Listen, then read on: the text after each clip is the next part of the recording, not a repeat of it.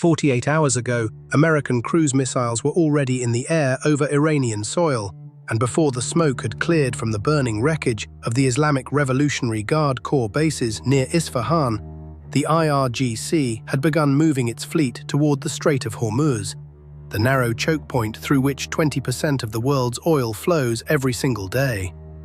If you think you've seen military crises before, if you remember the Gulf War, if you watched the news on the morning of September 11th and felt that cold, specific dread settle into your chest, I need you to understand that what is unfolding right now is different in kind, not just in degree.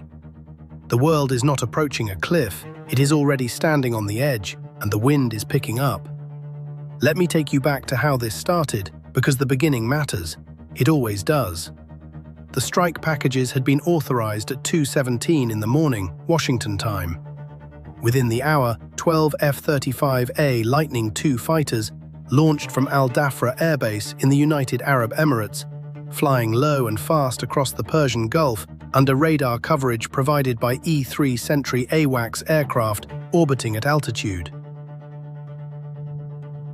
Simultaneously, 3 Arleigh Burke-class destroyers, USS Cole, USS Nitzer, and USS Bainbridge, positioned in the central Persian Gulf, rotated their Mark 41 vertical launch systems and began firing BGM-109 Tomahawk cruise missiles in sequenced salvos. The first Tomahawk left its canister at 3:04 a.m. local time.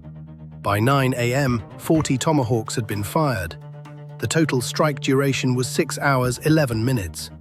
The targets were surgical in their selection and devastating in their effect.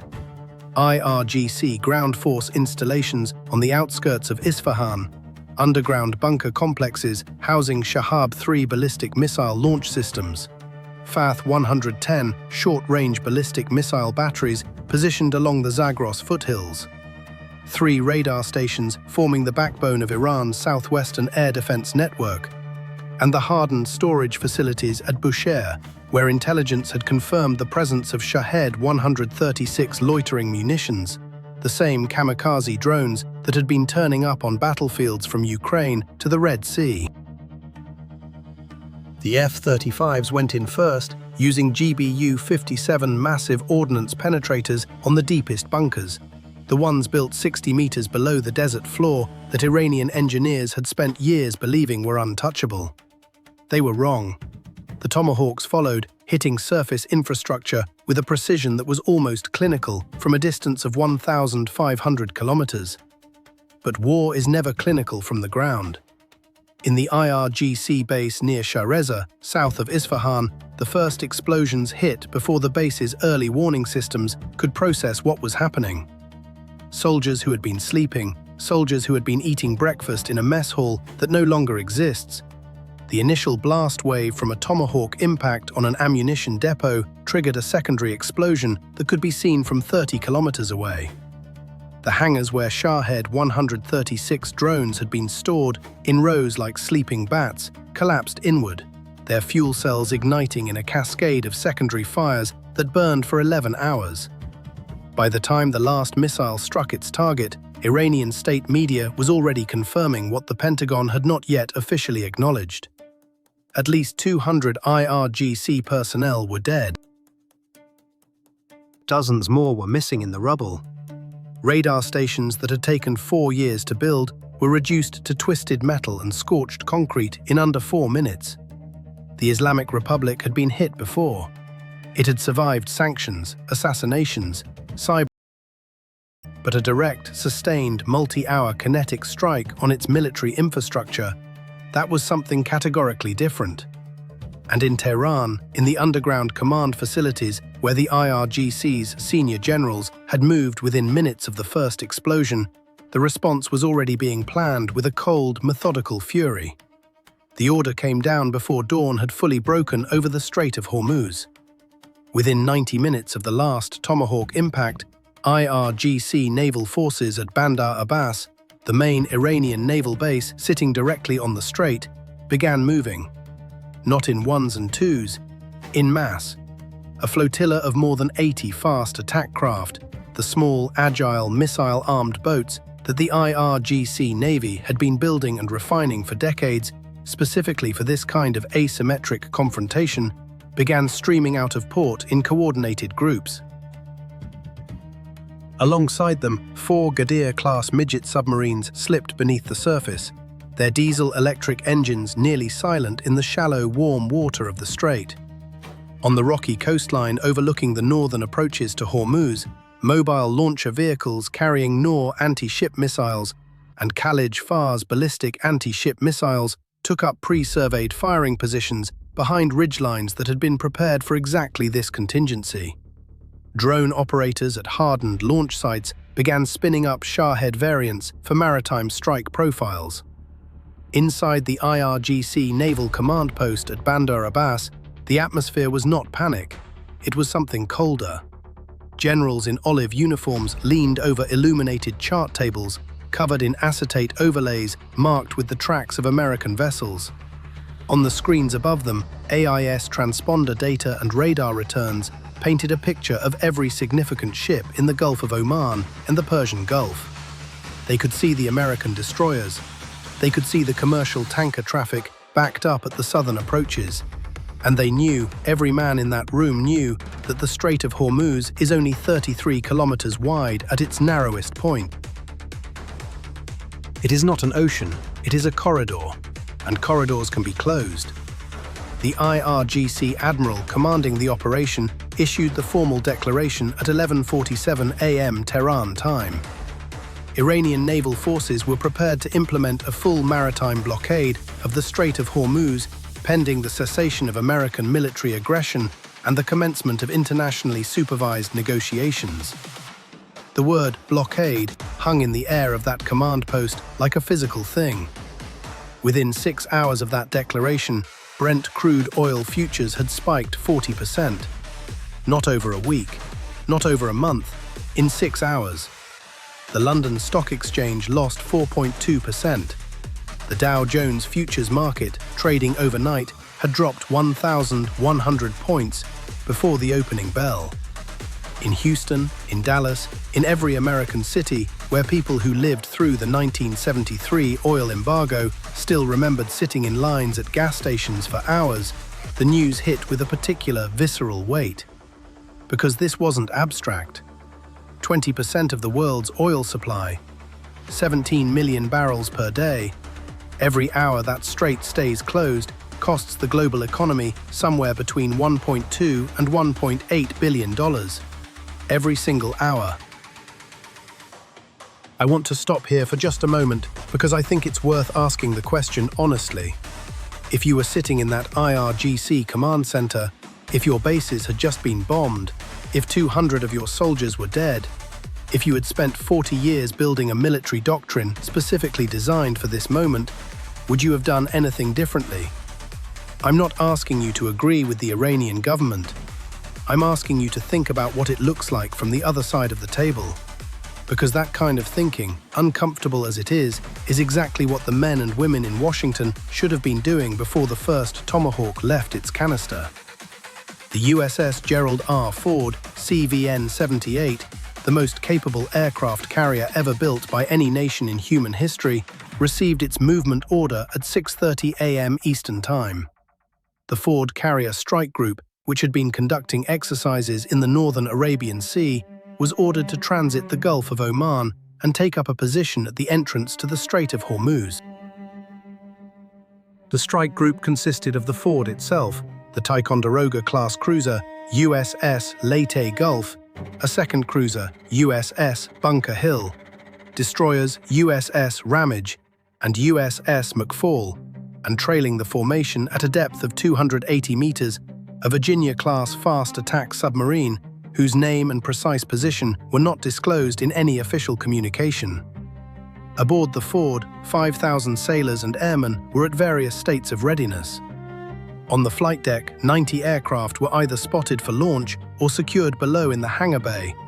F/A-18E and F/A-18F Super Hornets, EA-18G Growler electronic warfare aircraft, E-2D Advanced Hawkeye airborne early warning planes, and a complement of MH-60R Seahawk helicopters for anti-submarine warfare.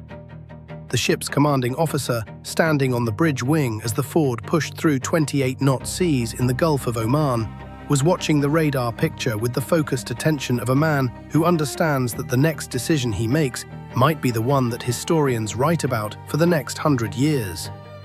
The distance between the Ford strike group and the leading elements of the IRGC flotilla closed to 12 nautical miles at 2:17 p.m. local time. 12 nautical miles. That is not a comfortable buffer. That is barely enough space for a missile to arm itself after launch. The first dangerous encounter happened at 2:41 p.m. A group of 6 IRGC fast attack craft, moving 40 knots, executed a high-speed intercept run on the USS Ramage, coming within 800 meters of the destroyer's hull before breaking off. It was not an attack. A demonstration of intent and capability. The Ramage's commanding officer ordered 2 MH-60R helicopters into the air, their dipping sonars searching the water beneath the formation for the Ghadir submarines that intelligence said were somewhere in the area. On the bridge of the Ramage, the crew was at general quarters. Every weapon system was live, every man at his station. And here's the question that I keep coming back to, the one that I think deserves an honest answer. Who actually caused this escalation? The United States struck first, yes, but Iran had been supplying weapons to groups attacking American assets across the Middle East for years. Iran had been enriching uranium to levels that left almost no civilian justification. Iran had been sending Shahed drones to be used in a war in Europe. So when you ask who started this, is it the country that pulled the trigger, or the country that spent a decade loading the gun and pointing it at everyone in the room? I don't think there's a clean answer, and I'm not sure anyone in Washington or Tehran has one either. The escalation, when it came in full, came from 3 directions at once. At sea, at 4:03 p.m., an IRGC fast attack craft fired a single C-802 anti-ship missile on a heading toward the USS Gravely. The Iranian commander later described it as a warning shot, a demonstration, not an attack. The USS Gravely's combat system did not distinguish between a warning and an attack. The Phalanx close-in weapon system, the 20mm Gatling gun that is the last line of defense against incoming missiles, tracked and engaged the C-802 at a range of 1.2 kilometers, destroying it in a burst of tungsten rounds. The explosion was visible from both fleets. For approximately 90 seconds, nobody on either side knew what was going to happen next. Beneath the surface, the situation was even more acute. One of the Ghadir midget submarines had maneuvered to within 600 meters of the Ford's keel, attempting to establish a firing solution. The Virginia-class submarine, trailing the strike group, had been tracking it for 40 minutes. At 4:17 p.m., the Virginia fired 2 Mark 54 lightweight torpedoes. The Ghadir attempted to evade. The first torpedo missed, the second did not. The submarine sank in 34 meters of water. There were no survivors from its 18-man crew. In the air, the Iranian response was already forming on American radar screens. Out of Bandar Abbas and the Shahid Dastgaib airbase near Shiraz, Iranian Air Force F-14 Tomcats, the same aircraft that the United States had sold to the Shah of Iran in the 1970s, now kept flying through decades of improvised maintenance and reverse-engineered parts, launched alongside 4 Su-35 fighters that had been transferred from Russia in a deal that had alarmed Western intelligence agencies for 18 months. The formation climbed to 28,000 feet and pushed south toward the American fleet. The Ford's air wing was already airborne. F/A-18F Super Hornets from VFA 213 and F-35Cs from VFA 147 merged with the incoming Iranian formation at 4:34 p.m. The engagement lasted less than 4 minutes. 2 Iranian fighters, 1 F-14 and 1 Su-35, were destroyed by AIM-120 DAM-RAAM missiles. The Iranian pilots ejected. The remaining Iranian aircraft broke off and returned to base. On the American side, An MQ-9 Reaper drone that had been providing targeting data was destroyed by an Iranian Sayad-3 surface-to-air missile fired from a mobile launcher near Keshem Island. On the ground, the third vector of the Iranian response was already in flight. At 4:51 p.m., a salvo of Zulfikar ballistic missiles, Iranian-designed medium-range with a reported circular error probable of under 10 meters, impacted Al Udeid Air Base in Qatar. Al Udeid is the forward headquarters of United States Central Command's air operations. It houses thousands of American and coalition personnel and dozens of aircraft. 3 missiles struck within the base perimeter. 2 aircraft were destroyed on the flight line. 14 American service members were wounded, 3 of them critically. The base's Patriot missile defense battery had intercepted 4 incoming missiles. It had not intercepted all of them.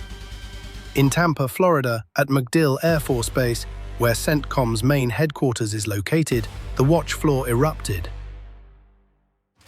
Generals who had been managing the strike operation with the controlled detachment of professionals were now looking at casualty reports with the expressions of men who understood that the political calculus had just changed completely. The pressure for an immediate, punishing, retaliatory strike was immediate and intense. The world was watching, and the world was reacting. Russia's foreign ministry issued a statement within 2 hours of the Al Udeid strike, calling for an immediate ceasefire and the convening of emergency talks under UN auspices. The statement was notable for what it did not say. It did not condemn Iran's missile strike on a sovereign third country's territory. China's ambassador to the United Nations requested an emergency session of the Security Council. The session was convened at time. It produced a draft resolution calling for a ceasefire. Russia vetoed it. China abstained. The session ended without agreement. Israel declared the highest level of national military readiness. Its Iron Dome and Arrow 3 batteries brought to full alert status. Its Air Force placed on immediate reaction posture. The Israeli government said nothing publicly. It did not need to. Saudi Arabia closed its airspace to all commercial traffic. The UAE began evacuating non-essential diplomatic personnel. In Dubai, at the airport, the departure halls looked like something from a disaster film. Thousands of tourists and expatriates queuing for flights that were being delayed and rerouted as the airspace around the Gulf became increasingly contested. Brent crude hit $140 per barrel at 7 p.m. London time.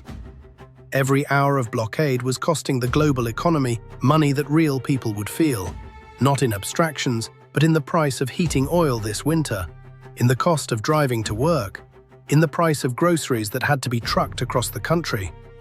If you filled up your tank this week and winced at the number on the pump, multiply that feeling by a factor of 3 and imagine it lasting for months.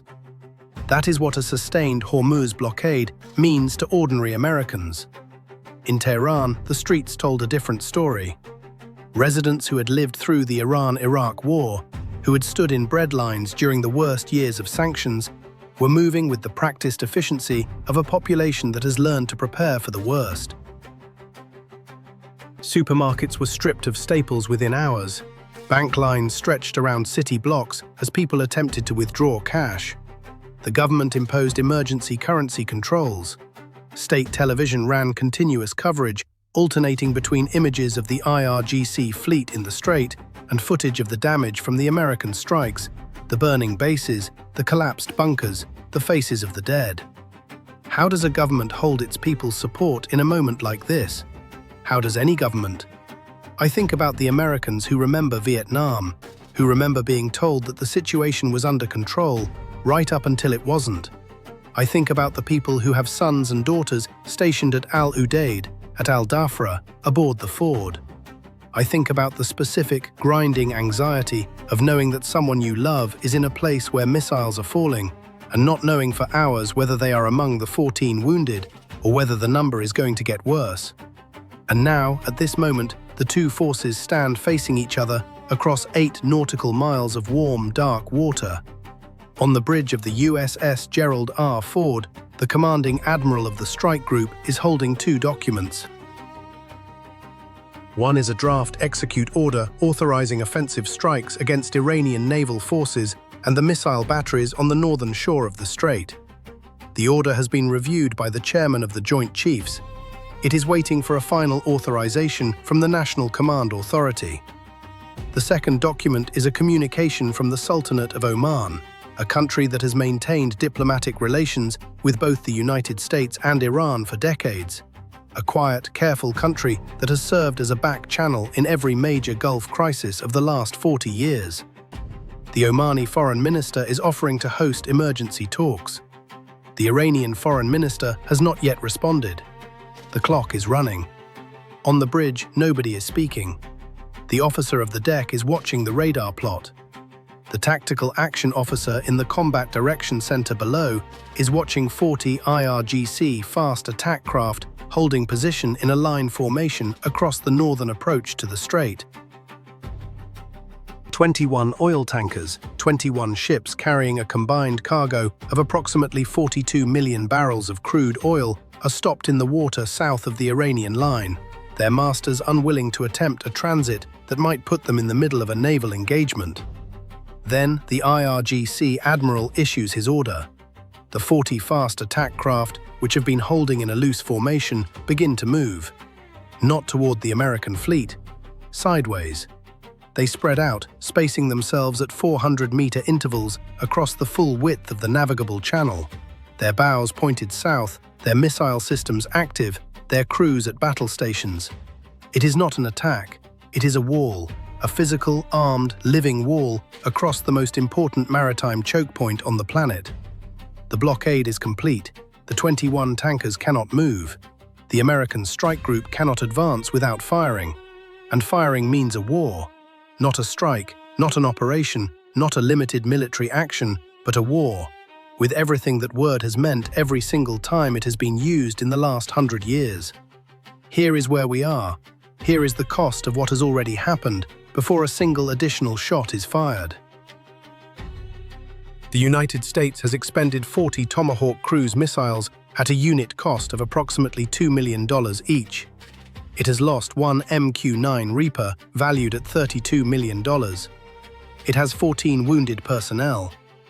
Iran has lost at least 200 IRGC soldiers, one Ghadir submarine and its 18-man crew, 2 fighter aircraft and their pilots, and military infrastructure that took years and billions of dollars to build. The global economy is losing between $1.2 and $1.8 billion for every hour the strait remains closed. The tankers sitting south of the blockade line represent roughly $3.8 billion in cargo that is going nowhere. The insurance rates for any vessel attempting a Gulf transit have increased by 400% in the last 12 hours.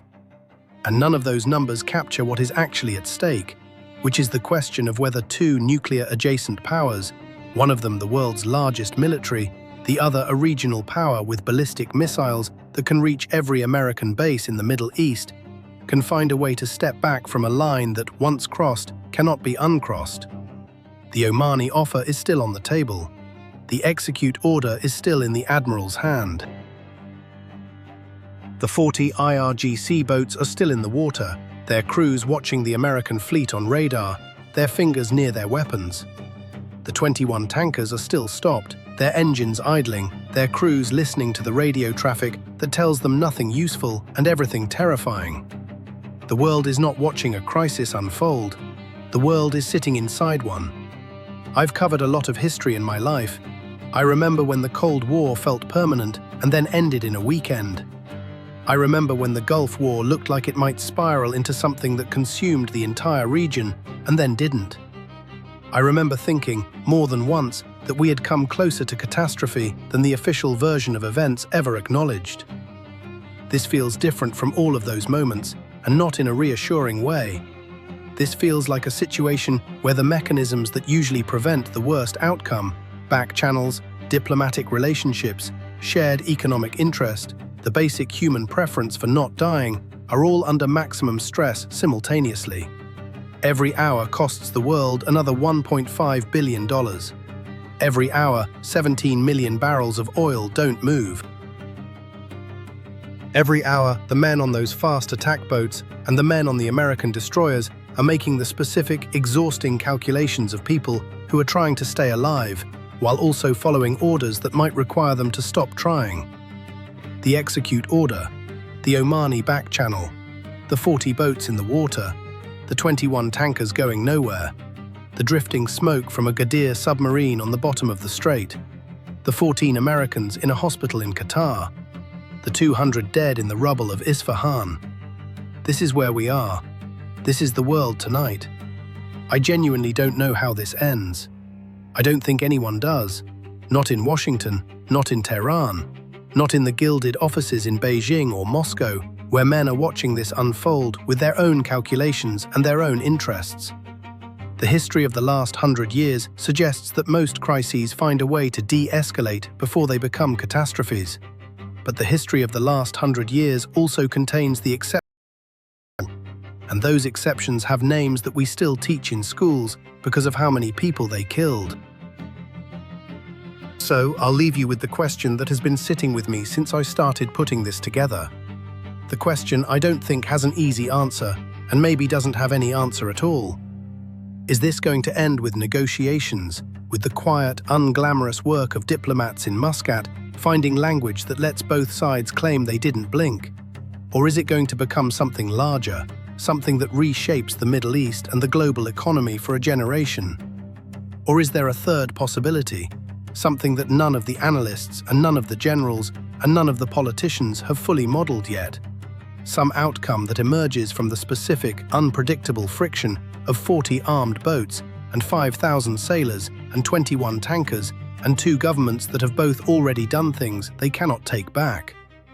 Write that answer in the comments.